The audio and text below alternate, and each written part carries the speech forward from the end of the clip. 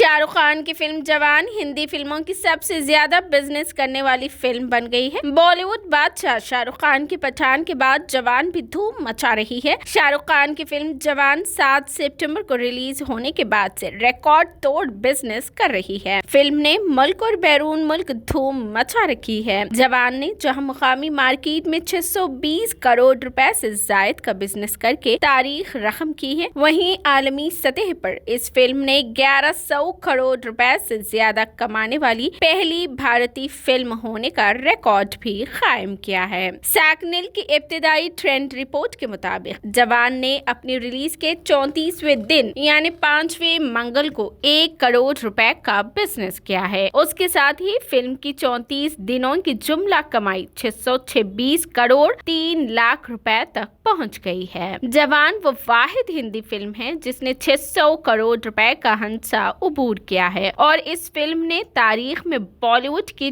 Top film के तौर पर अपना रिकॉर्ड बनाया है। पठान ने जहां 543 करोड़ रुपए के साथ हिंदुस्तान में अब तक की सबसे बड़ी हिंदी फिल्म बनकर उभरी थी, लेकिन जवान उससे आगे निकल गई है।